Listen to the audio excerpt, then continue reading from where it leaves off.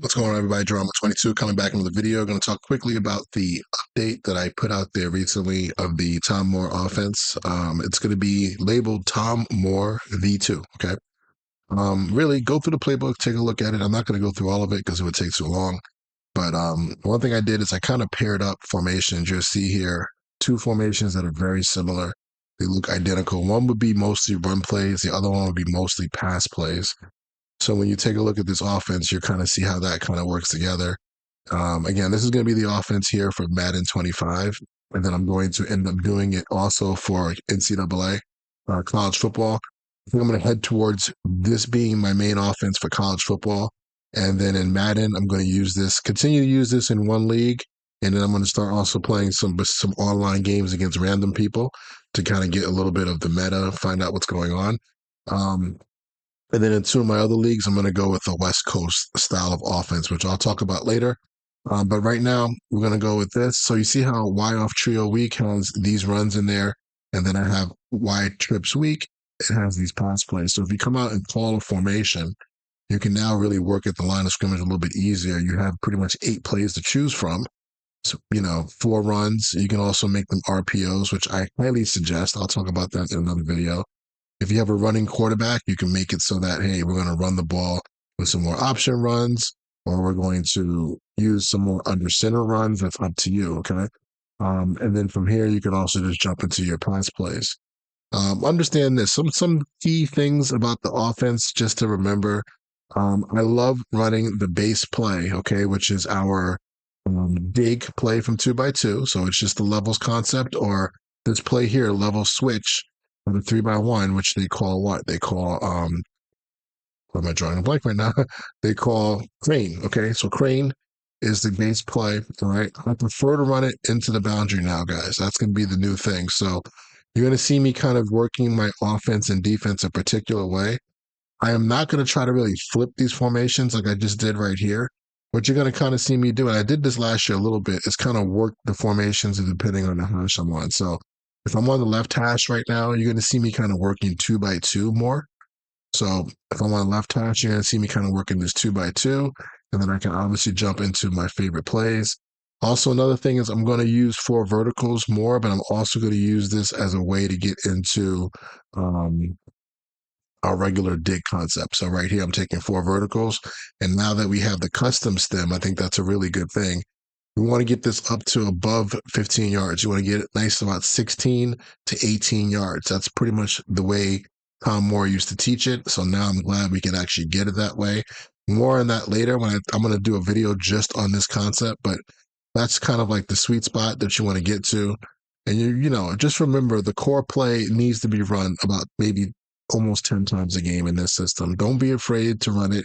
Run it when you need it. Run it on third down. Run it in the red zone. Okay, now if for some reason, let's say the ball was on the right hash, okay, so let me just move this over. You're going to see me running more trips formations now on the right hash, okay? And whatever it is, basically, I'm not flipping my formation. So let's say, let's just say we are going no huddle, because I do recommend to use no huddle also, right?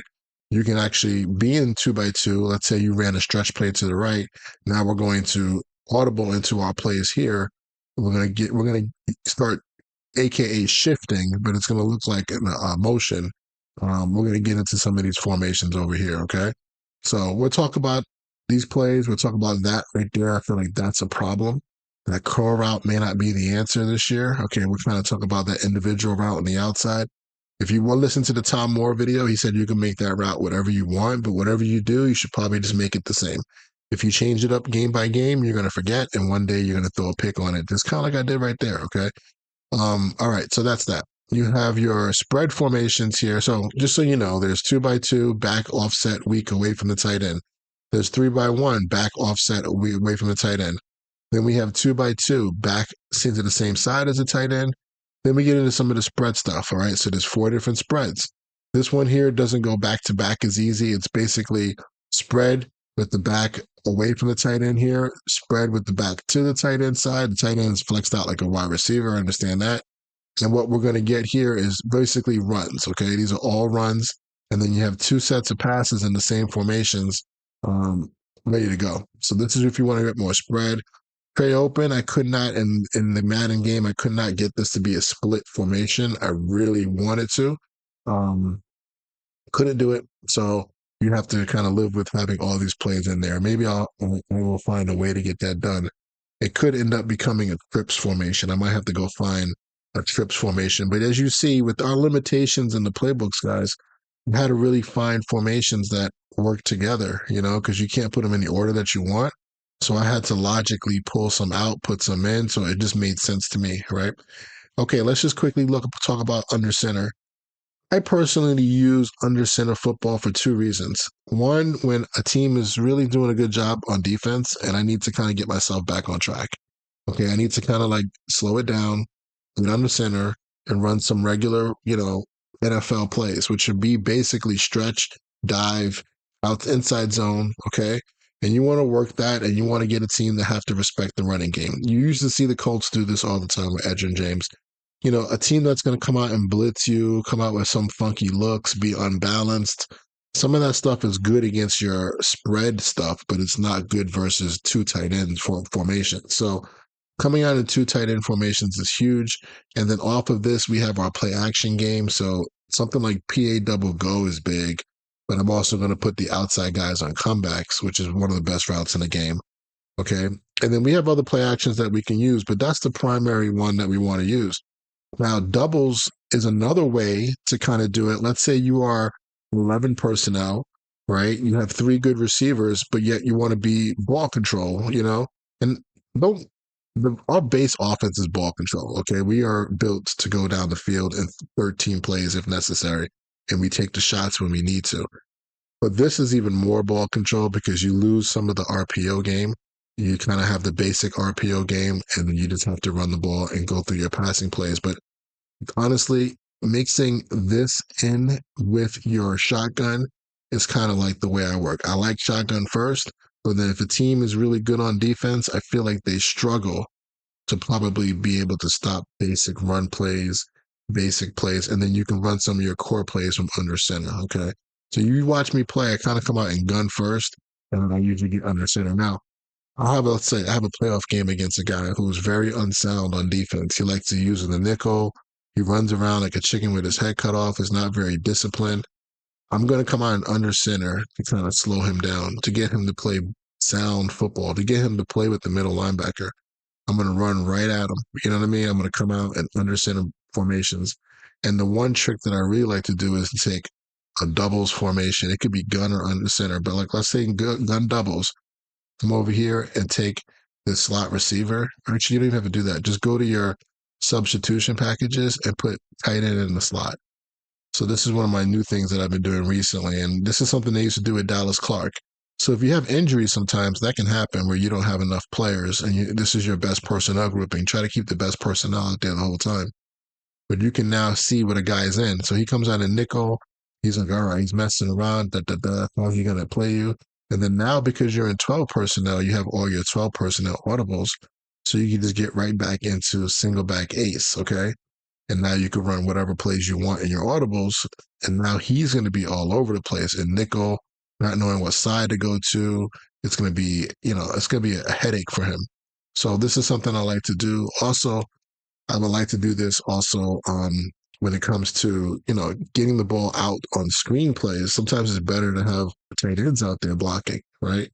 You have an athletic tight end, he can also become a screen guy himself. So you're going to see my games if you watch them online. There are times I'd use this. And this is kind of like a tactic I use when I need something. Like my regular offense is stale. I feel like they're just playing better than me. I need to get into something different.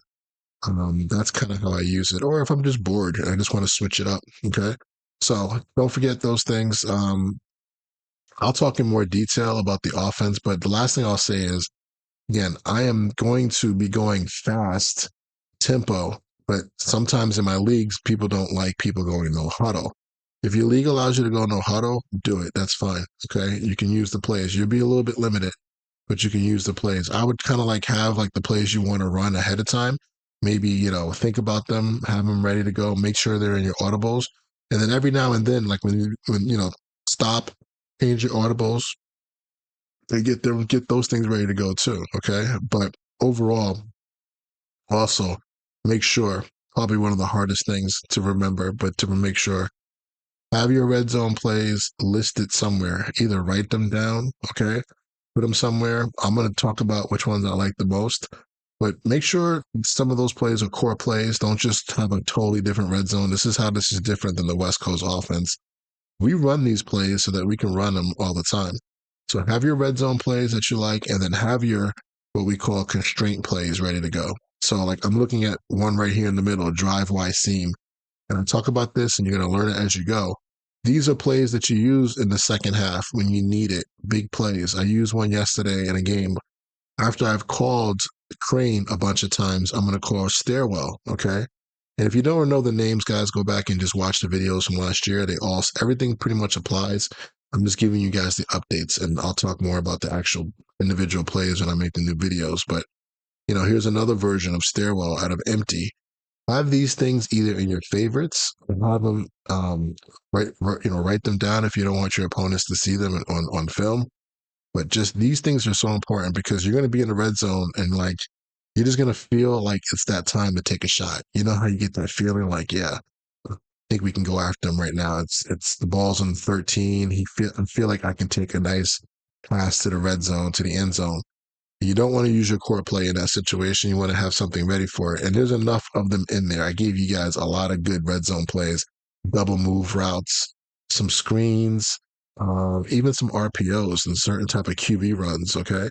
So there's some stuff in there. You got to make sure you know them, and then you got to make sure you know your constraint plays so that when you feel it, like, again, like this is the time for the knockout shot, be ready to go. Have those things separately listed for you. And then inside your main audibles are your base falls. Okay. But I did put in my current audibles, just as a reminder, because you guys may want to start jumping on this now. I did put some of the constraint plays in there, if I'm not mistaken. Okay, this formation is not good. It's going to be, this will probably be the first good formation where I did that. So at the bottom, I have the constraint plays. So after you've run level switch, you want to run drive Y seam, right? Just so you guys know. Okay, this would be another version of it. So these two plays here are constraint plays. After we run just regular dig, we have double dig, which is really not double dig. We're going to turn this into Indiana. Okay, or we can run Dallas. We can Dallas concept to the right, Dallas right. Or we can turn this one also into Indiana as well. If you guys don't know what Indiana is, just look it up. I'll talk to you about it more later, but it's the same as last year. You need to create Indiana, but it's another second, third level play off of running dig. Okay. All right. So just go through the book. It's up there. All that stuff is pretty much playable. I'm using it in playoffs right now called T220R, stands for the 220 Reloaded.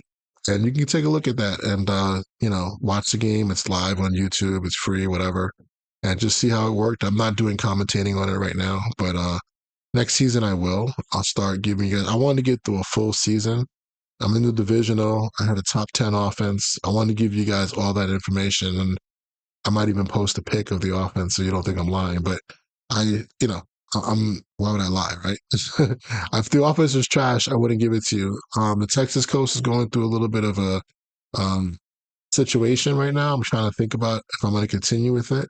I do want to at least update the first 15, so I will do that for Texas Coast users. I think, I can watch some more games.